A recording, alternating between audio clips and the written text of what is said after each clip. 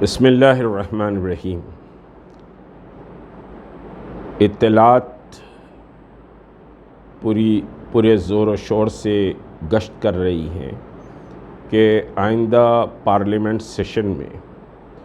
یکساں civil code یعنی uniform common civil code کا بل پارلیمنٹ میں پیش کر دیا جائے گا۔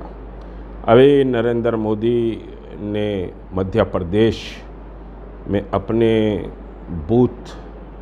ورکرز کی میٹنگ میں پرزور طریقے سے اس کی حمایت بھی کی ہے، اور جس انداز سے انہوں نے بات کہی ہے کہ ایک گھر میں دو قانون کیسے چل سکتے ہیں۔ جہاں تک کہ کامن سول کوڈ کا تعلق ہے، کامن سول کوڈ مستقل ایک مسئلہ ملک میں بنایا جاتا رہا ہے، اور بی جے پی حکومت کے آنے کے بعد یہ مسئلہ اور زیادہ سمجھے کہ قوت اور طاقت سے گاہے ماہے اس کو پیش کیا جاتا رہا ہے۔ نرسمہا راؤ کے پیریڈ میں بھی ایک بات کہی گئی تھی، سپریم کورٹ سے پوچھا گیا تھا کہ ملک میں کامن سول کوڈ کیا لاگو کیا جا سکتا ہے۔ پھر 2016 میں لاء کمیشن کو مرکزی حکومت نے ایک لیٹر کے ذریعے یہ پوچھا تھا کہ ملک میں کامن سول کوڈ لاگو کیا جا سکتا ہے۔ مسلمانوں نے 2016 میں زبردست جد و جہد کی اور صدائے احتجاج بلند کیا، جس کی وجہ سے یہ مسئلہ پھر سرد خانے میں چلے گیا، اور اس وقت بھی 2016 میں بہت سے لوگ یہ کہہ رہے تھے کہ ہم کو احتجاج کرنے کی ضرورت نہیں ہے، اور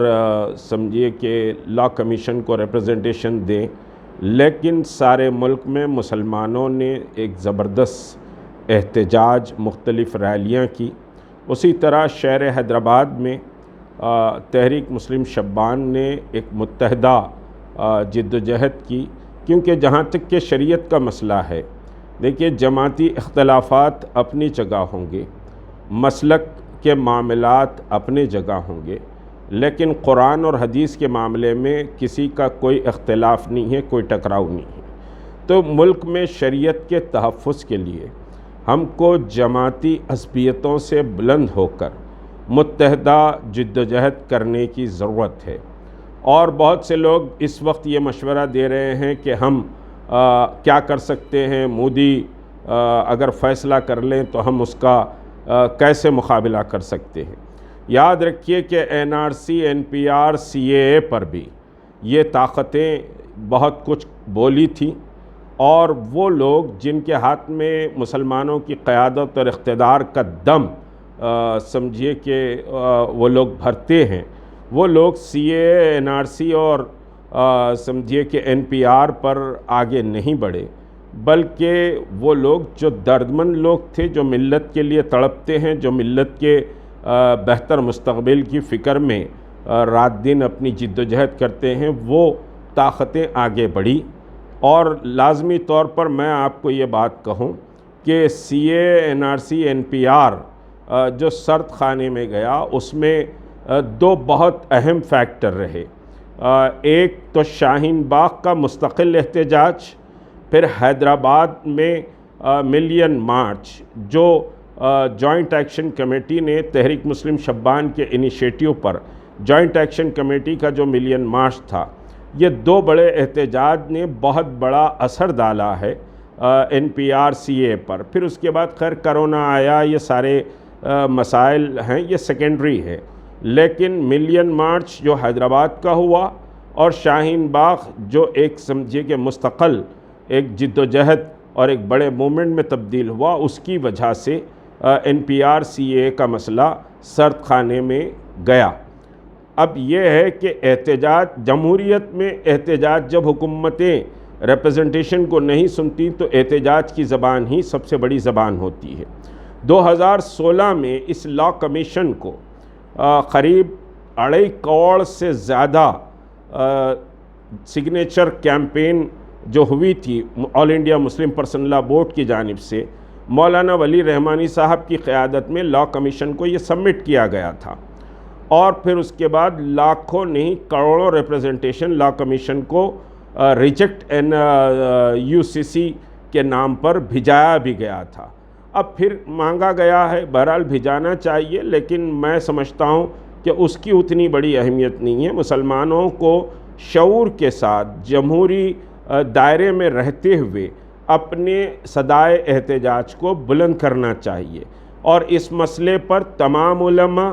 تمام مسلم جماعتیں، تمام مشائقین، تمام سوشل سمجھیے کہ جسٹس پر کام کرنے والے اور دینی مدارس، ائمہ مساجد،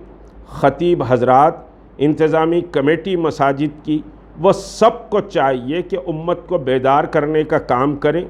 دیکھیے، شیرک کا مسئلہ جتنا اہم ہوتا ہے انسان کی باڈی کے لیے، اسی طرح شریعت کا مسئلہ ہندوستان میں ہمارے لیے اہمیت کا حامل ہے. اگر شریعت نہ ہوگی تو پھر آپ کی زندگی بے معنی ہے. تو جان سے بڑھ کر ہماری شریعت بہرحال ہے، اور اس سلسلے میں تحریک مسلم شبان تمام کو جمع کر کے متحدہ ایک سمجھیے فورم بنانا چاہتی ہے، اور تمام علماء، مشائقین، دینی جماعتیں، مدارس دینیہ اور ائمہ و خطیب حضرات، وکلاء، یہ سارے واک آف لائف کے لوگوں کو جمع کر کے ہم ساؤتھ انڈیا لیول پر ایک بڑا سمجھیے کہ صاحب موومنٹ اس سلسلے میں چلانا چاہیے، اور اس سلسلے میں ابتدائی تیاریاں شروع ہو چکی ہیں. انشاءاللہ آئندہ اتوار کو یعنی 9 جولائی کو حیدرآباد میں متحدہ پورے جماعتوں کا، علماء کا ایک اجلاس لاہ عمل کے لیے طے کیا جائے گا. ایک بات یاد رکھیے، یہ کسی جماعت کا احتجاج نہیں ہوگا، کسی فرد کا احتجاج نہیں ہوگا. یہ سمجھیے کہ شریعت کے بچانے کے لیے سب کو متحدہ طور پر آگے بڑھنا چاہیے، سب منظم اور متحد ہو کر جد و جہد کرنا چاہیے. یہ ہماری سمجھیے کوشش ہے. اسی طرح ہم کوشش کریں گے جس طرح کہ ہم NRC NPR ملین مارچ کے لیے سب کو جمع کر کر ہم نے ایک آواز اور متحدہ آواز کی کوششیں کی تھی، اور وہی کوششیں شریعت کے تحفظ کے لیے ہم سمجھیے کہ شروع کر رہے ہیں. 9 جولائی کو حیدرآباد میں ایک متحدہ اجلاس ہوگا. اس اجلاس کی دیگر تفصیلات آپ کے سامنے سوشل میڈیا اور اخبارات کے ذریعے آئے گی. آپ کو اس اجلاس میں بھی آنا ہے، اور آپ کے دل میں جو رائے ہے وہ رائے آپ سمجھیے رکھیے. یاد رکھیے کہ شریعت کا مسئلہ ہماری جان سے بڑھ کر ہے، اور ہم کو اس پر خاموش نہیں بیٹھنا چاہیے. ایک بڑی جد و جہد کے لیے ہم کو تیار ہونا چاہیے.